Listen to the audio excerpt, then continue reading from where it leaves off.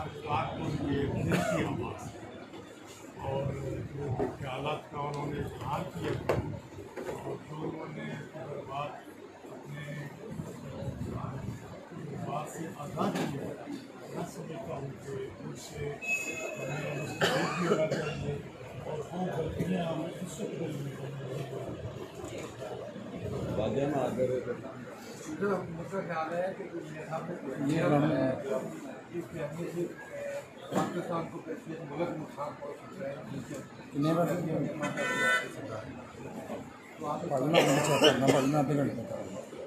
पहली बात तो ये है कि पाकिस्तान को भाजी तुम दुकान से करें भाई उनको मैसेज चेक कर लो। पाकिस्तान को किसी ने खतरा नहीं कमांडो एक्शन से पाकिस्तान जो है वो पाकिस्तान को सियासी प्रोसेस के जरिए आवाम ने 12 लाख लोग हैं वो शहीद हुए, 52 लाख लोग हाजिर हुए और ये मुल्क इसलिए नहीं बनाया गया कि यहाँ गरीब गरीब से गरीब तर होता जाए और अमीर अमीर से अमीर तर होता जाए। ये मुल्क जो है आपको सोचना पड़ेगा कि कहा जाता है कि फौज और हुकूमत एक पेज। मैं सिर्फ एक चीज़ पूछता हूँ, मुझे ये बता कि इन 2 साल के जब से ये क्या वजह है चीनी जो आपको 52 रुपये मिल रही 110 रुपये मिल रही, आटा जो आपको 36 रुपये मिल रही, पेट्रोल जो आपके पास 65 रुपये वो 305-3 रुपये, सोना जो आपके पास 50,000 से कम तोले वो 1,05,000 से। ये बताएं ये 2 साल के अरसे में मुल्क भी बढ़ी है, पैदावार भी बढ़ी है और अभी गंदम की कीमत जो है वो काश्तकार जो है वो वसूल नहीं कर पाता कि वही गंदम 1300 की गंदम वो मार्केट में 26 रुपये की। ये क्या समाचार ये गाँव को बताया जाए कि ये क्यों आकर लोगों को इस महंगाई की वजह से गरीब आदमी का जीना क्यों या तो ये दिया हम 1 करोड़ नौकरी दें, वहाँ 1 करोड़ नौकरी तो नहीं मिली, अलबत्ता 1,50,00,000 लोग मजीद बेरोजगार हो। तो पाकिस्तान अल्लाह ताला यहाँ के तमाम ये मुद्दे वतन हैं, पाकिस्तान के अंदर कोई गद्दार नहीं है, हम किसी को गद्दार नहीं कर सकते। हम समझते हैं कि आवाम के जो उससे इक़्तिदार में आते हैं उनको 5 साल पूरे कर देते हैं, लेकिन जो लोग हम जिनको कहते हैं कि ये मुसल्लत शुदा है, ये प्रोसेस रिपीट।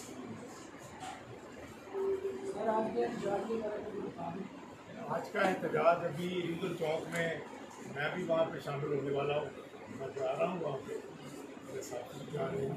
हम हर उस एहतजाज में, बल्कि ये एहतजाज वो एहतजाज है मियाँ शहबाज शरीफ के हक़ में कि शहबाज शरीफ ने पंजाब के अंदर आपको तकरीबन 6,000 मेगावाट के उसने बिजली के यूनिट उतारे, यहाँ पे उसने फार्म टू मार्केट रोड्स बनाए, यहाँ पे कॉलेज बनाए, यूनिवर्सिटियाँ बनाई, बच्चों को स्कॉलरशिप दी।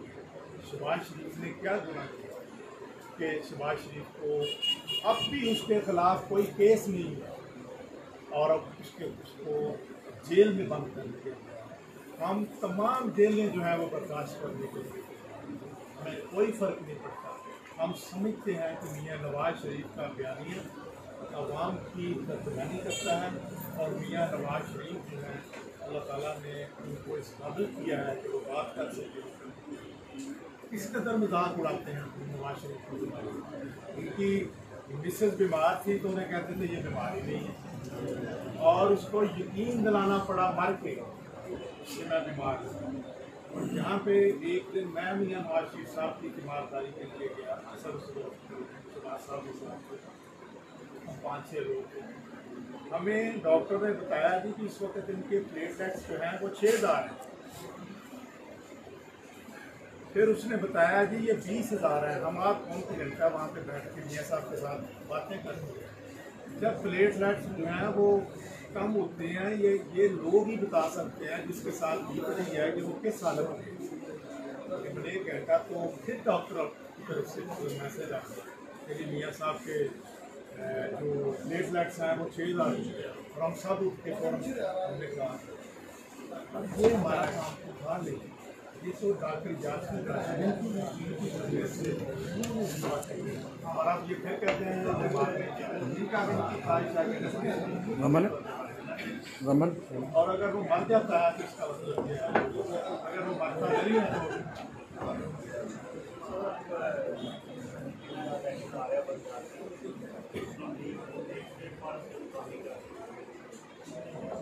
मैं समझता हूँ कि पाकिस्तान मुस्लिम लीग नून इलेक्शन लड़ेगी और पाकिस्तान मुस्लिम लीग एक प्लेटफॉर्म पे रहेगी और किसी कीमत पर पार्टी के अंदर मैं 2 ग्रुप रखा। मैं समझता हूँ कि यहाँ पर लोकल क्यादत अगर आपस में कोई मसाइल है तो उनको आपस में हल कर क्योंकि पार्टी की तरफ से ये मुश्किल वक्त में हम इजाज़त नहीं दे सकते कि पार्टी के अंदर हम 2 ग्रुपों को ये अपोजिशन जमातों का इत्तेहाद अवाम के लिए किस तरह सूरमंद साबित हो रहा है? अपोजिशन जमातों का इत्तेहाद जो है अवाम के लिए किस तरह फायदेमंद है? देखिए जी, जहाँ तक अपोजिशन की जमातें हैं आपके सामने 11 जमातों ने था और ये 11 जमातों में अगर आप इनके वोटों का आपको कैलकुलेट करें तो ये वोट जो है पाकिस्तान के तकरीबन 80% लोग हैं इस प्लेटफॉर्म पर रखे। तो जहाँ तक इस बात का तल्लुक है मैं समझता हूँ कि गलतफहमी जो है क्योंकि जो कारण वो भी कहा करते थे कि पार्टी के ज़माने में मैं बड़ा पॉपुलर हूँ और PNA के पास कोई उत्पादन नहीं है। लोगों ने देखा कि PNA के पास कोई उत्पादन जहाँ तक है तो फिर आप कहाँ तक जाना चाहिए। हम चाहते हैं कि मुल्क के अंदर सिस्टम को नुकसान नहीं पहुँचना चाहिए। मुल्क के अंदर ये कौमी असम्बली और सेनेट की तस्हील नहीं और ये हमारे ये हमारे साथ असम्बली में मेंबर है, लेकिन जितनी तस्हील मैंने 1990 से लेकर आज 2020 साल तक इस कदर गैर जिम्मेदार और जो शख्स सबसे कम हाउस के अंदर आया है उसका नाम नहीं और आवाम के वोटों का मजाक नहीं उड़ाना चाहिए। ठीक है कि आपको जो ताकतें लेकर आई हैं आप उसकी ताबेदारी करें, लेकिन आज तक आपने मुल्क के अंदर 35,000 अरब रुपया कर्ज तो ले लिया है, लेकिन मुल्क के अंदर कोई आपने प्रोजेक्ट जो है वो तकलीफ नहीं। आप अंदाज़ा लगाएं कि आपको पता चल जाएगा कि कौन सा इन्होंने इतना कर्जा लेने के बाद पाकिस्तान के अंदर 2 सालों के अंदर कौन सा प्रोजेक्ट इन्होंने काम किया। अगर इन्होंने किया है तो इनको आवाम के सामने लाना चाहिए। हम समझते हैं कि हमारा बुनियादी मकसद ये है कि हम जिन लोगों के वोटों से मेंबर बने हैं हम उनको फैसिलिटेट करें।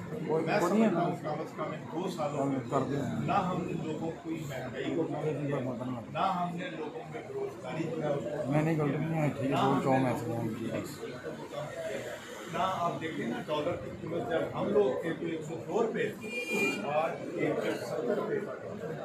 अंदाज़ा लगाएं कि आज इंडिया के अंदर 72 रुपये का डॉलर, बांग्लादेश के अंदर 88 टके का एक डॉलर, श्रीलंका में 127 वहाँ की करेंसी का एक डॉलर और पाकिस्तान में 170 रुपये का एक डॉलर। सब तो मेजर इशू है जी है बदनवामी और करप्शन। सरकारी इदारे में दहशतगर्दी का रूप अख्तियार कर उसके बारे कोई ऐसी बात हम समझते हैं कि इस मुल्क से अगर दहशतगर्दी खत्म हुई कराची में कोई जा नहीं सकता। हमने खत्म फाटा के अंदर कोई जा नहीं सकता, हम नहीं सकते। ज़रबे अज़ब और ज़रबे गज़ब फौज के साथ मिलकर हमने इस पे काम किया, हमने जितनी इन्वेस्टमेंट दी हुई है हमने की। और जहाँ तक अंदाज़ा लगा लो, पूरी दुनिया का करप्शन का कोई डाटा निकाल, दुनिया को छोड़, आप मुझे यहाँ बता दें शाहकोट के, मुझे बताएं कि थाने के अंदर करप्शन का रेट बढ़ा है या कम हो गया। मेरी अरे सुन ले, मुझे मेरी बात सुन। मैं कहता हूँ कि आम आदमी अगर थाने के अंदर करता है, पहले से ज़्यादा रिश्वत देता है या कम देता है? आम आदमी अगर अदालतों में जाता है, उसके एहलकार जो हैं, जो बाहर बैठे हुए हैं, वो पहले से ज़्यादा रिश्वत ले रहे हैं कि कम ले रहे हैं? मैं समझता हूँ गरीब आदमी, आम आदमी जो है, उसको अगर आपने रिलीफ देना है, बड़े बड़े लोगों की बात ना करें, उनको कोई फ़र्क नहीं पड़ता इनकी। ये गरीब आदमी से पूछें जिसने तारीख लेनी होती है अदालत से, और उसके बाद कितने पैसों में उसको तारीख और कितना महंगा उसे इंसाफ है, ये उसे पूछें जो थाने में जाता है, और थाने में जाने के बाद वो किस हालत में अपना जो है वो कम्प्रोमाइज़ करता है अपने हालात के साथ। और आपके सामने साहिवाल में जो दिन दहाड़े कत्ल हुआ, लोगों को बच्चों के सामने उसके बाप को गोली मारी, आज तक तो पता चला क्या है? अभी मोटरवे पे जो काम हुआ है हमारी बेटी के साथ, जो ये काम हुआ है, आपको वो उनसे तो मुल्ज़म ही बात मीडिया आ सकती, और फिर ये मीडिया भी नहीं लगा सकता। और सबसे जुल्म जो इन्होंने किया है, वो मीडिया जो है वो रियासत का चौथा सुकून है। अब अंदाज़ा लगाएं कि मीडिया पर जितनी पाबंदी, मैं समझता हूँ कि अयूब खान ने भी पाबंदी लगाई थी, ज़ियाउल हक ने भी पाबंदी लगाई थी, मुशर्रफ ने भी लगाई थी, लेकिन आज मीडिया वाले जितनी मुश्किल से आपने लोगों की, हमारे लोगों की, या यहाँ से सही लोगों की तर्जुमानी करते हैं। मैं मीडिया की जुर्रत को, मीडिया की इस अज़मत को सलाम पेश करता हूँ, और मैं समझता हूँ कि ये मीडिया का बड़ा हौसला है कि जो इसके बावजूद हुकूमत की नाक़िस पॉलिसियों पे, हुकूमत की नाक़िस कारकर्दगी पे वो जो है थोड़ी बहुत फिर भी रोशनी डालते हैं। अफसोस इस बात का है, इनमें कोई अच्छा काम हो तो मीडिया उस पर रोशनी डाले।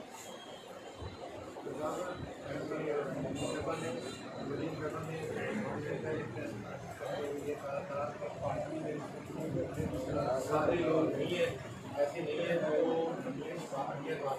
मेरा आप क्या समझते हैं पार्टी में किस तरह से सीन है? सारे लोग नहीं है पार्टी में, तो मैं एक बात वाज़ेह तौर पे आपसे बता रहा हूँ, पाकिस्तान मुस्लिम लीग नून ये मियाँ मोहम्मद नवाज शरीफ के नाम, नवाज शरीफ के बगैर मुस्लिम लीग नहीं है। मुस्लिम लीग का एक ही लीडर है और उसका नाम है मियाँ मोहम्मद नवाज शरीफ, जिसने इलेक्शन में जीटी रोड पर यह नारा दिया था कि वोट को इज्जत। वो नारा अब भी कायम है। पाकिस्तान मुस्लिम लीग नून के अंदर एक बड़ी जमात है जहाँ पे इख्तिलाफ राय हो सकता है, डिफरेंस ऑफ ओपिनियन हो सकता है, लेकिन फैसला वही है जो पार्टी करती है मियाँ मोहम्मद नवाज शरीफ की क़यादत पे, और मियाँ मोहम्मद नवाज शरीफ की क़यादत पर कोई इख्तिलाफ नहीं है। यही वजह है कि मैं समझता हूँ कि आपने देखा कि 2 साल के अर्सा में बड़ी कोशिश की इमरान ने कि इन मुस्लिम लीग टूट गए, मुस्लिम लीग के लोग जो हैं वो बदल गए।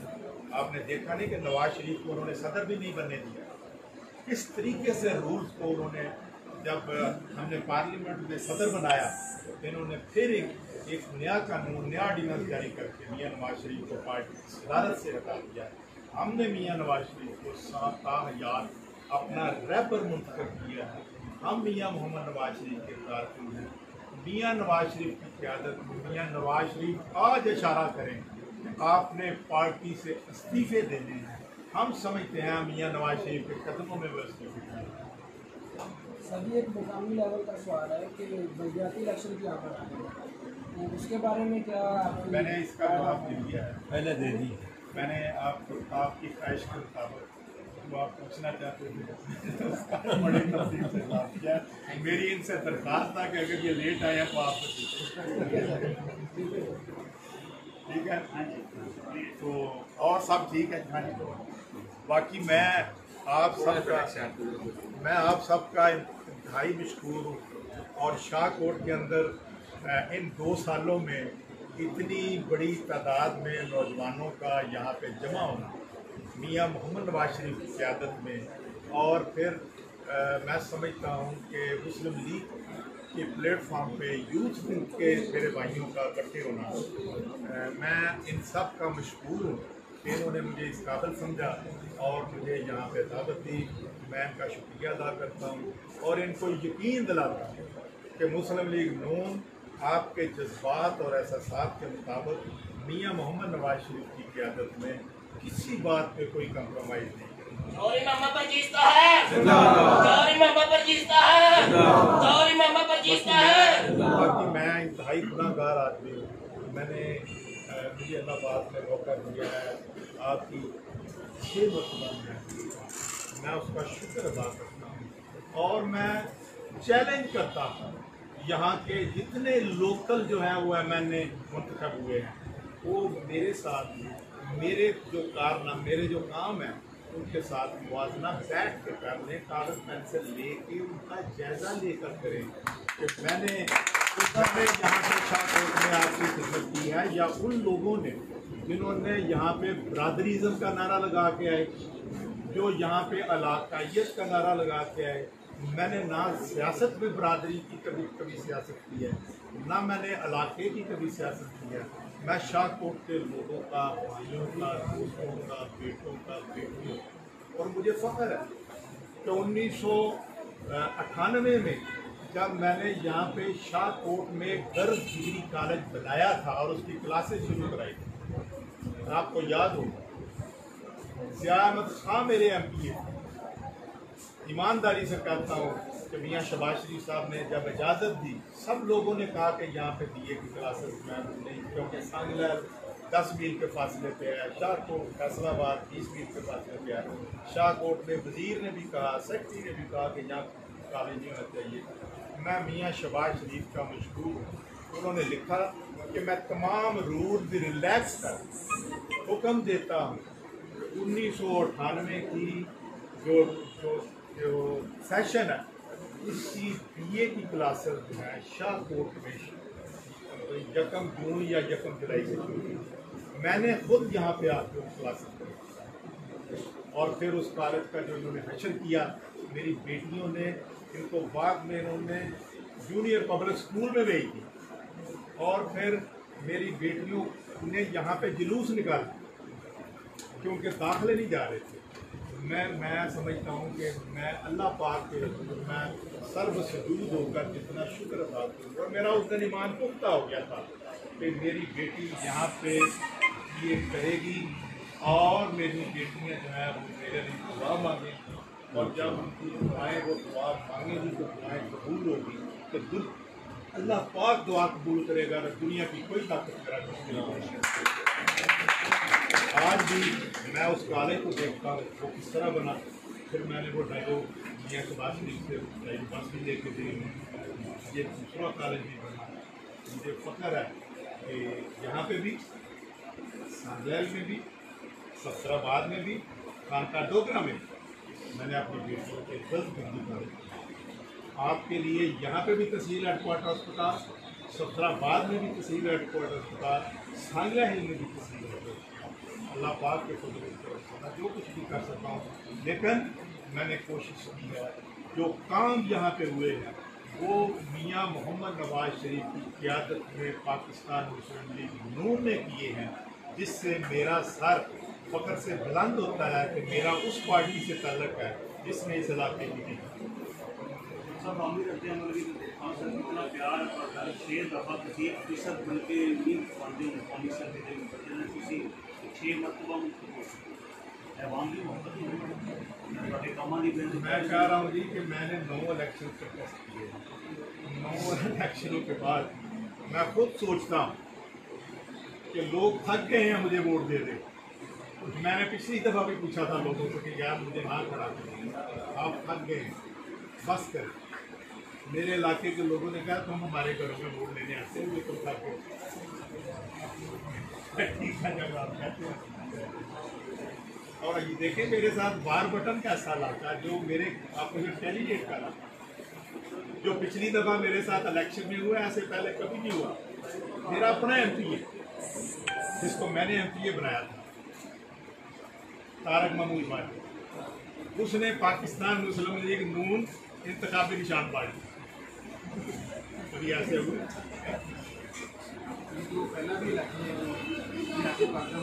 बहरहाल नहीं मेरा वो एमपीए था, मेरा एमपीए था। मैंने उसे मियाँ नवाज शरीफ की इजाज़त से आज़ाद उम्मीदवार खड़ा किया था क्योंकि वो जाली डिग्री थी उनके पास, वो इलेक्शन नहीं लड़ सकते थे। मैंने कहा जी इनकी बीवी को टिकट दे दे। मियाँ साहब ने कहा हमारी पॉलिसी है, हम बीवी को टिकट नहीं देते। मैंने कहा जी मैंने तो इस सीट पे इसको इलेक्शन लड़ा, तो मेरे लीडर मियाँ मोहम्मद नवाज शरीफ आप उन्होंने कहा आप उनको कांग्रेस करा ले और फौरी तौर पर आज वो इलेक्ट हुए हैं और सुबह मैंने उनको शक्ल कर, जबकि अली इमरान एमपीए इलेक्ट हुए, अली सुलेमान पूरा जोर लगाते रहे मुस्लिम लीग हो गया। मैं इन छोटी छोटी बातों से आपको दर्ज करा जो कुछ हुआ मेरे साथ बात नहीं किया, जो कुछ किया आपने किया, जो आपकी गाँव ने किया, जो आपकी मोहब्बतों ने किया, जो कुछ किया मेरे लीडर। मैं तो नवाज शरीफ साहब से बस एक ही बात करता हूँ कि पुराने पाक में है कि अल्लाह पाक भी उस शख्स को जो शख्स अल्लाह पाक का शुक्र अदा नहीं पुराने पाक में जो शख्स अल्लाह पाक का शुक्र अदा नहीं करता और वो ही नहीं अदा करता, मैं थोड़ा सा फिक्रा तब्दील कर दूँ, जिस शख्स ने अपने मौसम का शुक्रिया अदा नहीं, अल्लाह पाक फरमाते हैं उसने मेरा शुक्र अदा किया। अल्लाह पाक फरमाते हैं जिस शख्स ने अपने मौसम का शुक्रिया अदा नहीं किया, क्योंकि मैं ठीक कह रहा हूँ, अल्लाह पाक फरमाते हैं उसने मेरा शुक्र। बाकी ये छोटी छोटी बातें ना करें, क्योंकि हज़रत अली रज़ी अल्लाह ताला अन्हु ने फरमाया कि जिस शख्स से तुम नेकी करते हो उसके साथ से मुझे बचाएं उसके लिए। बाकी मैं आपसे इजाज़त चाहता हूँ, अगर आप मुनासिब समझे तो मैं वरना वहाँ पे एहतजाज के बाद क्या तो क्या फायदा।